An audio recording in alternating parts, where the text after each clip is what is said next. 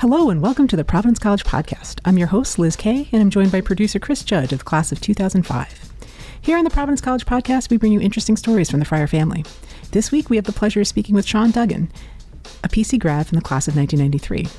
Duggan has spent 2 decades working in advertising for media companies such as ABC, ESPN, NPR, SiriusXM, and most recently, Pandora. In 2021, the lifelong surfer added a new title to his resume, film director and producer, with the release of Keep It a Secret, a documentary about the birth of surfing in Ireland. With International Surfing Day on June 17th, it's the perfect time to learn more about this project. Sean, thanks so much for joining us. Great to be here. Thanks for having me. So you're based in Los Angeles, but we're actually recording this conversation in person because you're here for a reunion. That's right. Welcome back to Friartown. Great to be here. Excellent. What are you looking forward to this weekend? I haven't spent that much time on campus in many years. I was here briefly in the fall. So, quite frankly, just to kind of see the campus, just walking up here just now, it's wow, it really has transformed. I heard stories about it. Even like coming in here, I was in the athletics center quickly, like last fall. But walking in here, it really is. It's pretty impressive. And then also people, like right after this, I'm going to probably find Wi-Fi and work for here for a few hours. And then, old roommates coming up. We're going to have lunch today, catch up with a lot of people. So, we multi-generational in our family. My brother, 88 grad, nephew, 18. So we're going to see some family too. So, really excited for the weekend. Conveniently all celebrating their reunions as well this weekend. Exactly. So tell us a little about your background as a surfer and your connection to Ireland. So I grew up in Westfield, New Jersey, which is like central New Jersey. And, summers were, pretty much down the Jersey Shore. That was our getaway. It was like, that was kind of the definition of a family vacation in the Duggan family was like, or camp, because like my mom was like, okay, get in the car. We're going down the shore. You guys are driving me crazy. And we go down for the day for like 50 minutes on the parkway to Belmar or Manasquan. And so I always grew up, in the water like all day, like in the summer. And that was kind of like the definition of summer.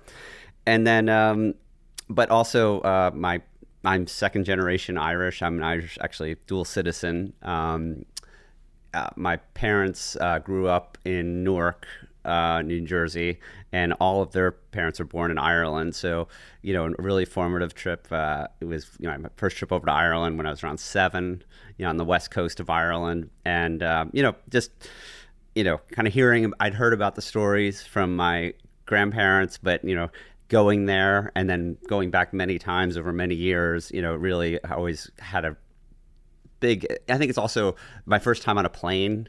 Like your first time as a child, I think your memories loom larger. And, the place where I went, it's still one of the most spectacular, beautiful places, Sligo, kind of in the northern part of the Republic of Ireland. And so, that has always been, part of my DNA growing up, the ocean and Ireland. And, that's kind of the background of how those things would eventually connect for this first film project. So I think a lot of people would be surprised to think of Ireland as a surfing destination, though.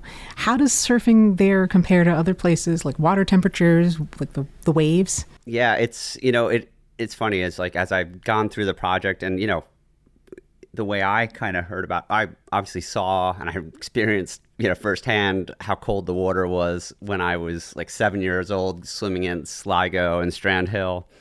And it was like, it's cold, bracing cold. But, I was like, if there's water, I'm going in. So, what I kind of saw was like, hey, there's got to be waves there. And as I became, more into surfing in my adult life, I started just doing the YouTube kind of trolling. Like I was like, okay, let's see if there's waves here. I'm like, if there are waves around Strand Hill, and I'm like, there's got to be some good surf. And it's and then sure enough, like it started to come out. And honestly, in the surfing community, I think it's been pretty well established for a long time. It's not that much of a secret, but I think the reaction for the film, like pretty much half the people have that exact reaction. It's like, wait, surfing in Ireland? I didn't know it was a thing. And so, that I was kind of always interested. I was just curious about it. And as when I kind of, from a just curiosity of a surfer, background, honestly, I was like, God, it'd be a great place to surf. It'd be so beautiful. That's kind of was the seed of curiosity about it. I kind of feel like in watching the film, you get the sense that like when you're a surfer, your surfer's lens is always like, can I surf that? Like, is that a wave? Is it going to be like not crowded? Is it going to be a really good break? Yeah, exactly. So just constantly scanning the horizon for possibilities. Trying to find good spots. It's like that's kind of always the search. The film really seems to be kind of like an ode to this one gentleman in Ireland, Kevin Casey, and his friends, just like, and they're just like overwhelming desire to bring surfing to Ireland. How did you first learn about his story? Well, the way I kind of found the project, and and maybe a step into it was like I was, then it was my career in advertising, and I think my big passions, kind of like have always been music, probably number one, and film, and then sport. Those are definitely like three big pillars of my interest, where my curiosity and passions lie. And when I had spent most of my career in advertising, and I was just, this is about 6-7 years ago. I was like, if I'd never, I was like, I love film so much. I would regret it if I didn't do something beyond just be somebody who watches films. And I just was like, at my hunch, I would do something I'd look back on. So I was like, obviously, starting a family in your 40s, not your traditional time to go off to film school. I probably could have gone, but would have probably had to just also file my divorce papers at that time too. So, I started talking to friends in New York who were in film, and like, hey, just picking brain, and it started feeling like, hey, maybe producing a film would be a way to get into it. And so what I started doing was I'd sat with producers, and they're like, well, there's really two ways in. You either have to option something, a script, write a script. Those are kind of the two ways in: come up with an idea or develop one that you get the rights to.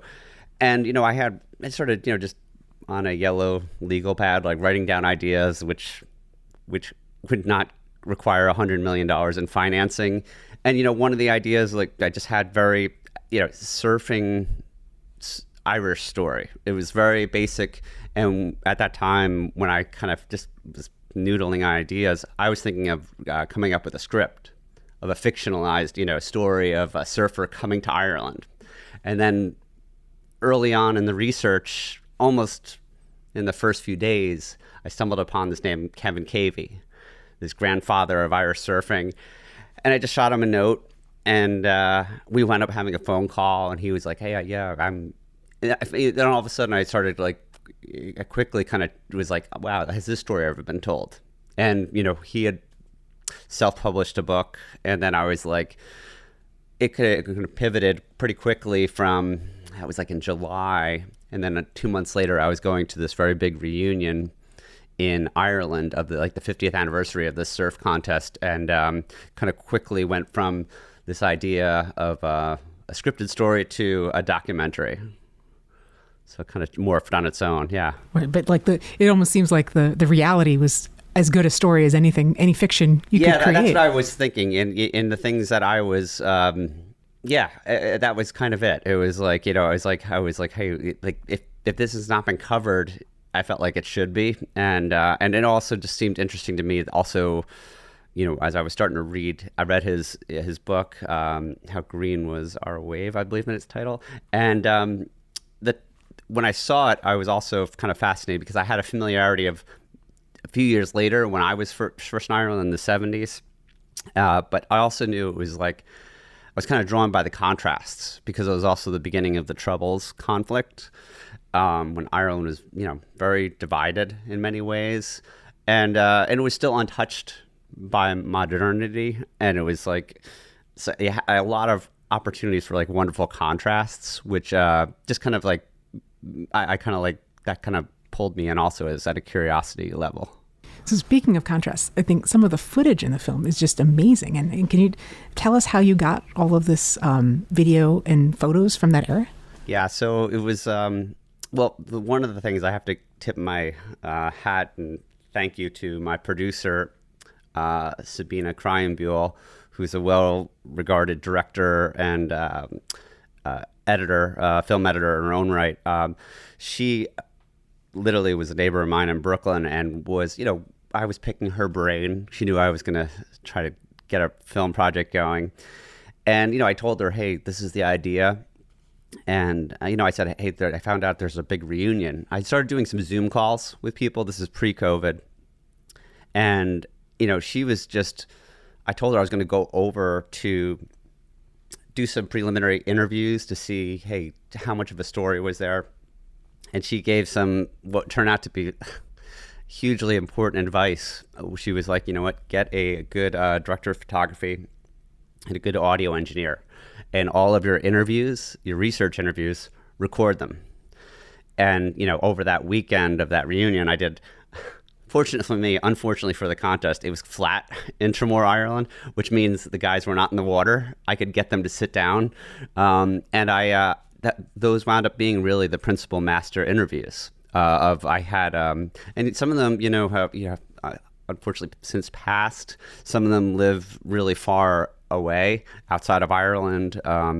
So it was a great opportunity. And honestly, and back to your question of the footage, one of the guys who came in, Hugh O'Brien Moran, who's one of the real pioneers, and a really well-regarded photographer. He and his wife, Margaret, who's also a great surfer, he just walked in very quietly. He has a beautiful, lovely lilt of I love his accent. He's actually in our trailer. His voice is very prominent. And he just I understand you're looking for some photos. And he just kind of comes in, he hands me a drive of 300 stills.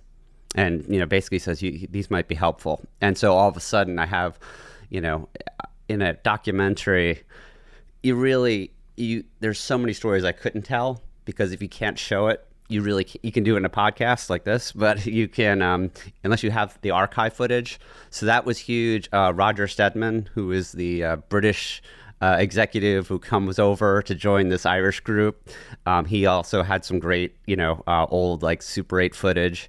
And then the other two who were hugely helpful was Kevin Naughton, a Californian, and Craig Peterson, who, together, they're widely regarded as kind of the founding fathers of travel surf journalism, which, is now with Instagram, it's huge. But they were the ones doing it literally going to Africa, Ghana, all these places that had never been surfed before. And they would write articles. Craig was actually the youngest photographer ever for Surfer magazine. At 16, he was the staff photographer for California, and Kevin is a pretty well-regarded journalist and writer. So, and they, Kevin just was like, hey, if you want to pick up my footage, digitize it, you can take it. So, those, we definitely had some serendipitous moments of. Even when we were down to final editing, I was getting stuff from Belfast crew of great footage. So a lot of it is luck, but I think it's part tenacity, part just being in the right place at the right time. It just seems phenomenal because it all adds such a nostalgic feel to the whole film, and just getting that you get that home movie vibe for sure. Yeah, it really, without it, it's a different film, and it's a lot of you just because I didn't do a lot of verite footage of maybe at the end where I'm kind of tracking Kevin getting into the water surfing, but it's a lot of sitting in chairs telling stories. So without that footage, it would be a kind of a limited story. So you reference the Troubles and the way the surfers this all happened against the backdrop of the Troubles. It's interesting to me that these surfers they were having their own conflicts, but it was not political. They had kind of a different challenge that they were, on both sides of the border. You mentioned the Belfast crew, and then there was a group from the Republic of Ireland, and they both had different goals. Yeah. Can you talk a little bit about those two goals that they? Yeah, I mean, when I was going in, and I, from what I've heard from other filmmakers, it's when you're starting off in a documentary, it's not you start off with an original idea, and it's a matter of degrees how far off you're going to be your original destination. sometimes it's 10%, sometimes it's 180 degrees. What I was, I was curious about, hey, was there polarization going in? I was like, and were there rivalries on the political front? And, and I never really came across it. I mean, some very small stuff, but by and large, it's like, the theme that came through was it really wasn't, in the water, I think Kevin Naughton says it, you're really defined by who you are. How good or bad a surfer you are. It really determines your identity, not your religion or, country background, which is, hey, that's a beautiful theme of like, so many great sports movies have kind of covered that that theme of sports transcending political differences, ideological differences. That's a theme that, definitely resonated when you were talking to the folks, but also for myself, as I went through the film, it definitely, there was a personal journey from it. Partially it was out of necessity because I couldn't afford bringing on Kieran Hines to narrate it, or one of my favorite Irish one of the Game of Thrones many Irish talent who are in that. So I kind of took on the role as narrator, but myself, going over to Ireland, I had been over to Ireland, numerous times, by the time, but, and where Sligo is, where the place where I would go most often, it's about roughly 25 miles from the border. But it was never discussed. We would never go north of the border. And it's it's funny. There's a lot of what I uncovered when I was making the film is, hey, the Troubles, luckily there's been, basically, long, period of peace, which is great, since 1998.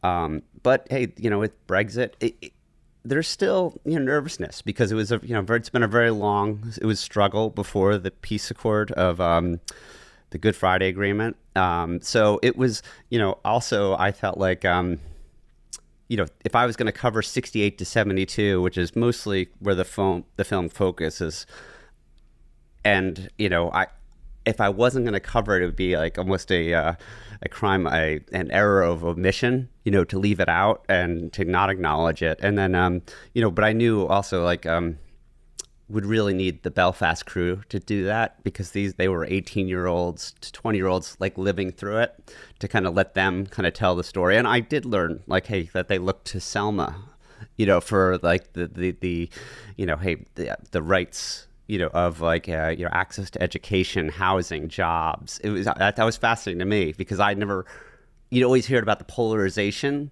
but not, hey, the civil rights. And I thought that was fascinating. So hopefully that shines light on something, because that's kind of what I look for a film is in particularly documentary. It's hopefully entertaining, but also hopefully it sheds lights on things that, didn't previously know. It's so interesting to think about. I feel like I've seen other references to the inspiration that the civil rights movement in the U.S. and the South inspiring Ireland and others, like Roddy Doyle and that author, he mentions it in his novels, so it's fascinating that this is another point of inspiration, right? That to take this on. No, I love Roddy Doyle too. It's great stories. Yeah. Do you think that the surfing was kind of a respite from that political era for when these groups would get together? Yeah, it definitely, the other thing and part of it was definitely for the Belfast crew, because they were living in a ostensibly a war zone at that time. At that time it was pretty much the most dangerous place, the longest conflict in Europe, for that time period, really from 68 to 98. And it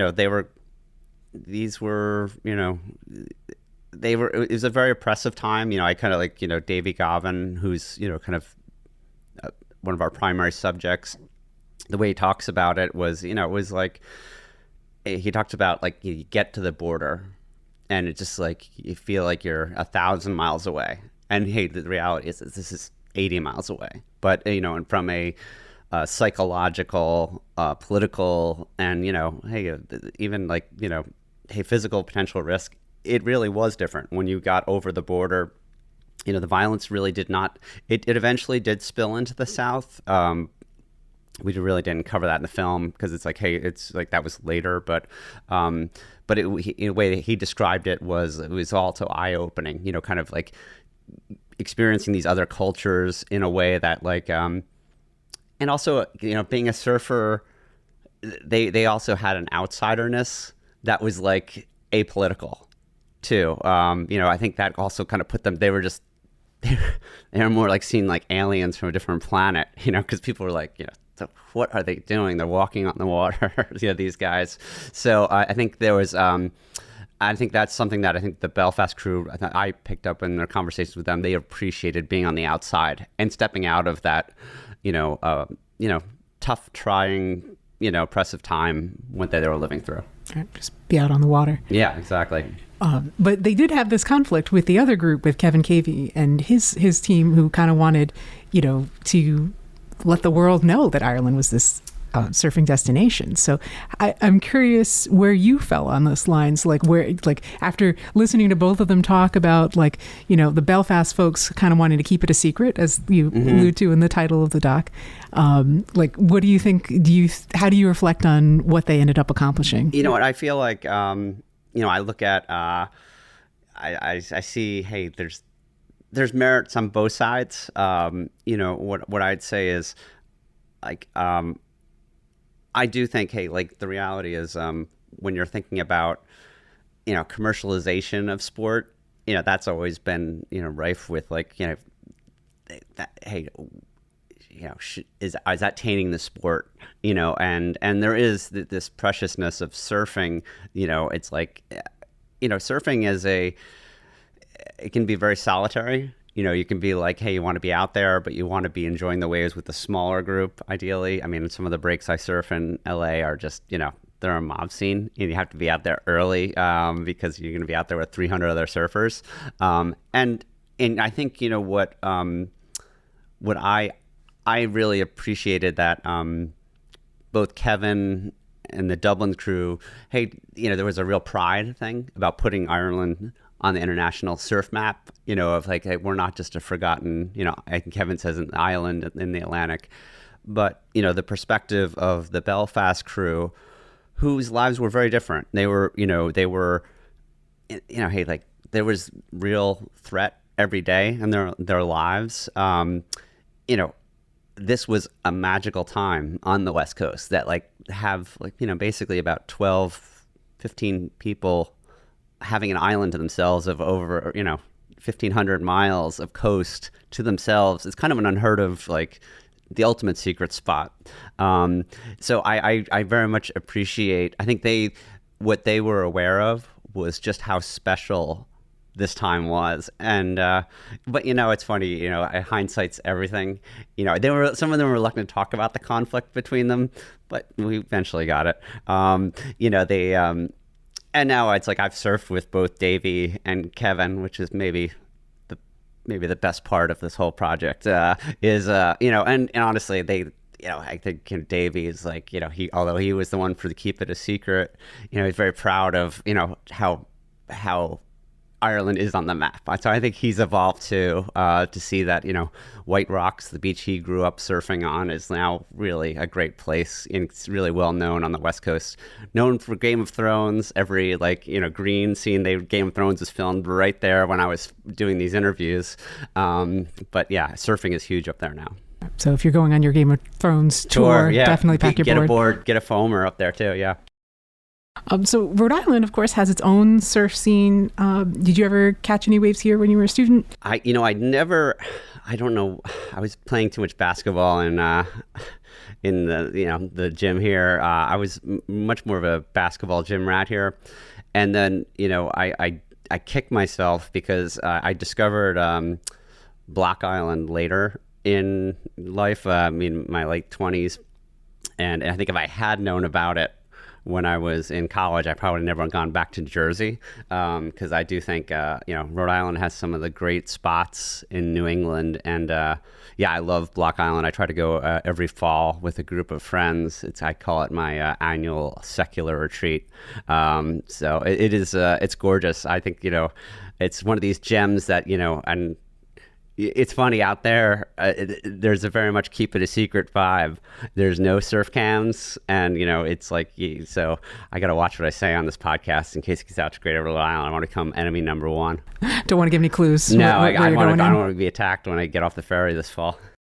So we always ask alums what brought them to Providence College. What brought you up here from Jersey? You know what? I was looking at schools, pretty much northeast. When I had exposure to Providence because my brother Patrick and my sister-in-law Maureen, who actually will be at this alumni weekend, they're 88. So I knew Providence well, and I knew his friends. Actually, I see them. We're all going out tonight, dinner, before I go to my class reunion thing. So I knew Providence, but I was, looking at other schools, and I didn't. But eventually, I think when I saw the opportunity to come up here, it's funny. My initial, semester, I thought I was going to be pre-med. Came in, did biology. It was probably my toughest semester, and I've had my worst GPA. Second semester, I switched over to humanities. But you know what? I think the thing that I was kind of on this track where I thought I was going to be on the medicine sciences track. And you know what? I think I wound up on the right one, humanities. I wound up taking a bizarre mix of classes my first semester. I took you take usually a light elective. My elective was Latin. I don't know why I did that. But I was curious about languages. And then I wound up meeting Dr. Duffy, who was the head of the humanities department. And I kind of knew I wanted to get out of the sciences. And he just was like, hey, you're curious about languages. A part of the humanities program is like you have to become fluent in a second language. So I was like, hey, you know what? This feels like the right thing. And honestly, from that point on, I wound up studying Spanish, going to study abroad in University of Salamanca. And, hey, that was a huge impact on me, from, just I love the history aspect of humanities. You can kind of get a sampling of a wide range of subjects, and also just, appreciation of like learning a second language.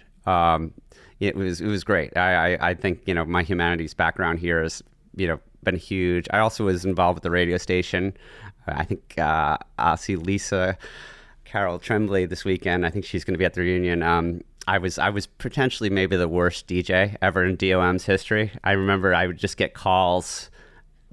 It's dead air again. And I'm like, okay, I'll get back on. My technical prowess was not great, and I didn't really do the serious prep, but I love that have the chance. I was living in Joe's Hall, and so I got to be on the air, which was super fun because I love music. So I'd say those two things were great, and also just the community here at Providence. I'm a huge I'm very excited about the English and Bath era starting right now. So I loved. It was a great experience, great school, and also just I think I'm curious about stuff. I always want to kind of be on the learning end of things, and this was a great environment just to kind of explore and kind of pursue curiosities in the humanities. So that was great. So if you think back to your experience with the documentary, are there any experiences that you had as an undergrad that you feel like you drew upon for the film? Not the technical, not your experiences in the basement of St. Joe's with W2M. No. It was, I think, the stuff I drew upon was like, you do the research, on this, it's like, I think when I was studying, history here, I remember I think Western Civ, which is, was a big part of, going to Providence is, I think that kind of teaches you prior to really, studying Western Civ, you can think of subjects as they, each is on its own island. And, I think Western Civ forces you to think that, no, it's like everything's cohabitating. And it was like, that's kind of like, I think it's still the way I think. I love following media. I'm very curious about, hey, why is that affecting this? Why is this trend pushing that? It's like, and also like, when I was in the film, it's like that interplay of history, economics, a changing culture, like all of those things, music, it's like, here's like a very, somewhat repressive Catholic culture dominating like the Republic of Ireland. And then, hey, they're bringing in surf music.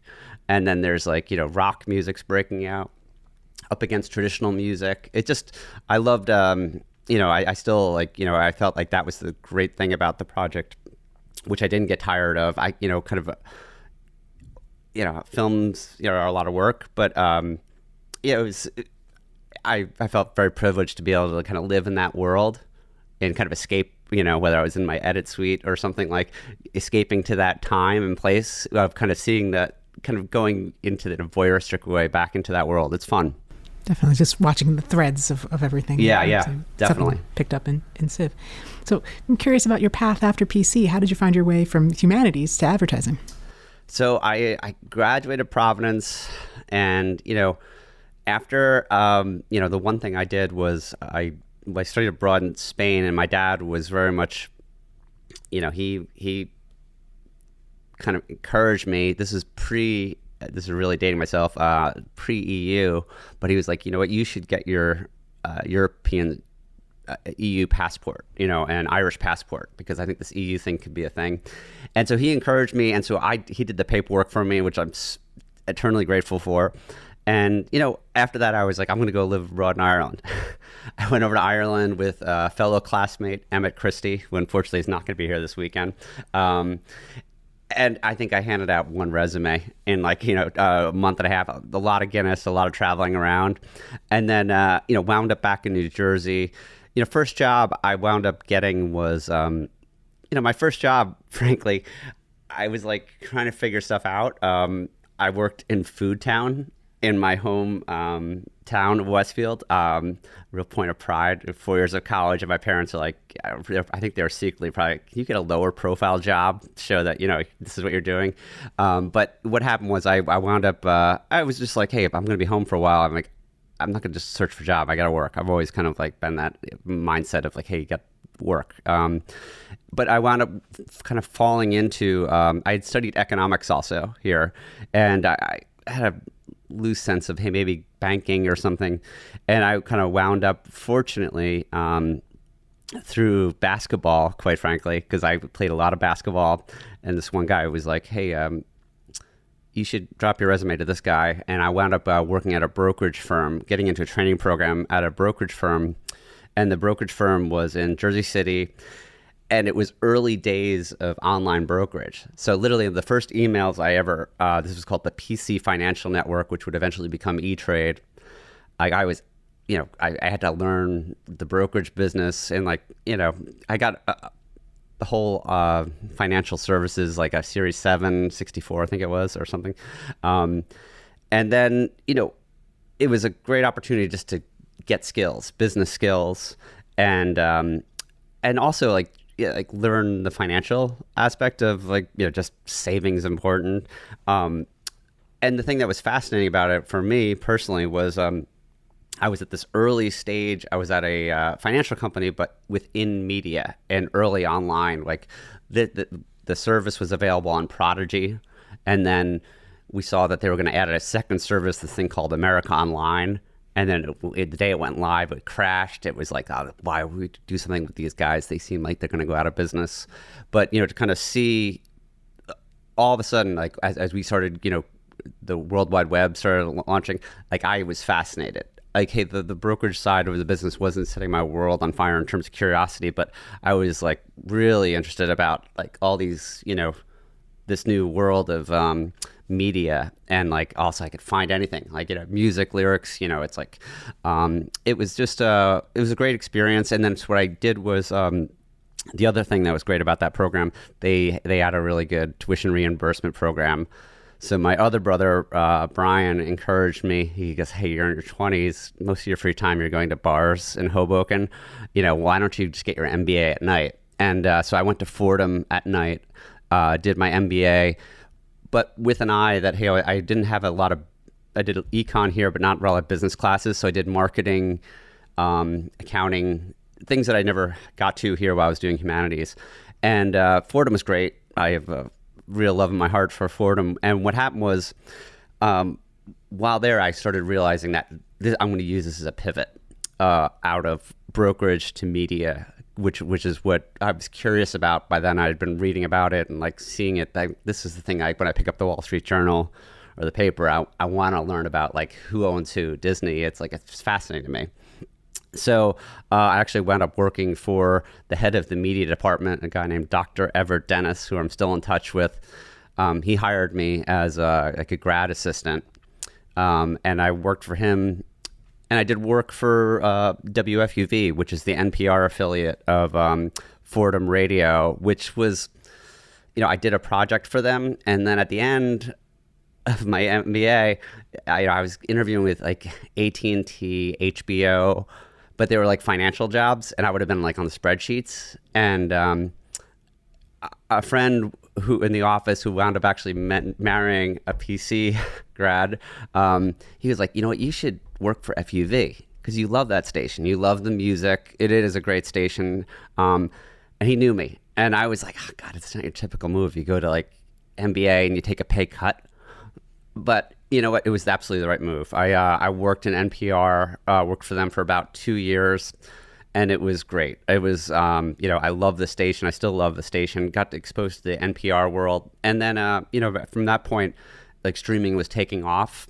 And then at that point, ABC was starting to launch like their streaming networks. And then, looking at my digital experience from this brokerage background and the radio, I kind of leveraged that into ABC. And, from there, really just, it was very much, it was funny how like that one job of like kind of parking financial aside for a minute to kind of, hey, this is the one that feels right, kind of put me on the track for media. And then I've, basically worked in media and advertising for the last 20 years or so. And so, it's been fun. It's definitely, it's funny, you work harder, but I enjoy it. It's been fun. It's been a really fun, career to be in because I'm, obviously I'm passionate about, the film and TV, music.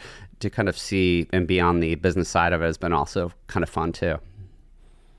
So what's next for you? Do you have another documentary in the works? So yeah, I'm starting to work on, first I'm Sirius XM, number one. That's where my paycheck comes from. So I got to go find Wi-Fi and do some work on proposals this afternoon. But no, I'm starting to, there's been interest in potentially adapting the film into a scripted story. So, I'm talking to, production company about that. And then, honestly, some other stories that I've been working on, early stages of, potential documentary projects. And, I never intended to direct this. I had a director attached originally. So kind of looking also at just producing opportunities. Yeah, so it's like, nothing firm yet, but I'm excited. My mind is, I'm excited for what's next. So I have to ask, you mentioned Sirius. How did you balance this with your day job?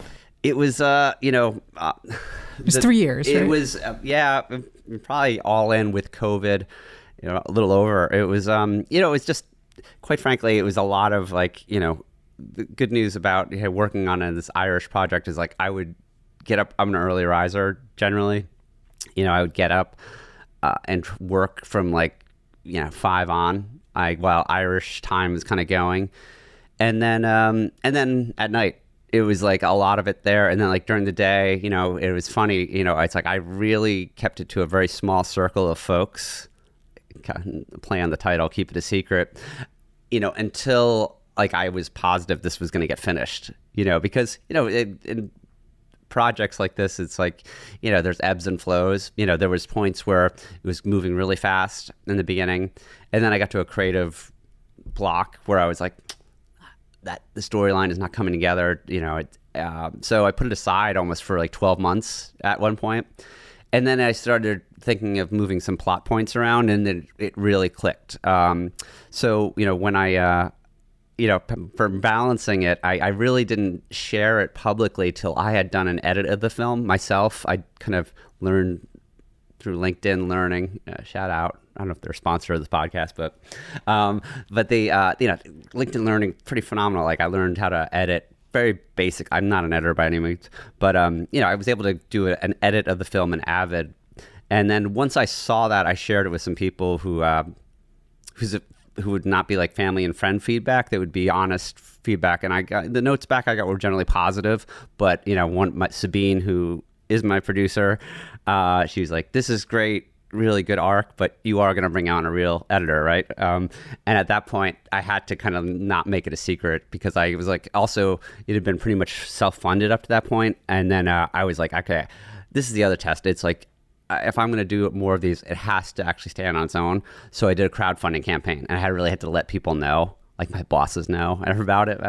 And that was a little bit harrowing. I'm like, how are they going to take this? But yeah, the crowdfunding campaign went well. I was able to bring on an editor in New York, Jay Cooper, great editor, we cranked it out, and then it was a great finish. But it was, I'd say your question was, how did you do it?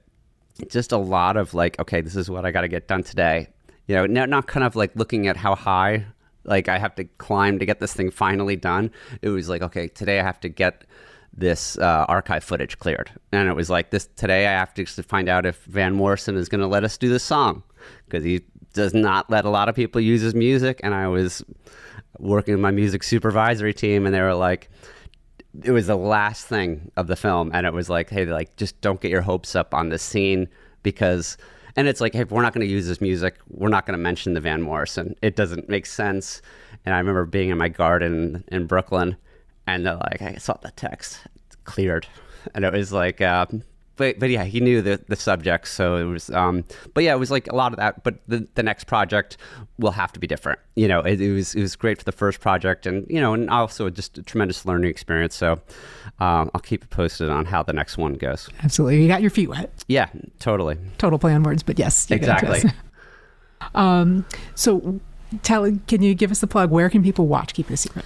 So in the U.S. right now, go into YouTube. It was released by the World Channel, which is part of a lot of the team from GBH Boston, which I was delighted that they released it. So they have the U.S. public media rights, but it's actually available on YouTube. So you can type in Keep It a Secret Film in North America. It'll come out in Ireland next month, and on RTE, which is Public Television Ireland. And then, I'm still working on Australia and a few other countries that have expressed interest. So, but yeah, here in the U.S., it's go to either PBS or, World Channel, and you can see the film that's available right now. Sean, it's been wonderful chatting with you today. Thanks so much for joining us. Great chatting with you, Liz. Thanks. Subscribe to the Providence College podcast in all the usual places, including iTunes, SoundCloud, Stitcher, Google Play, and Spotify, as well as your smart speaker. If you like what you hear, please review and share with others. Thanks for listening, and go Friars.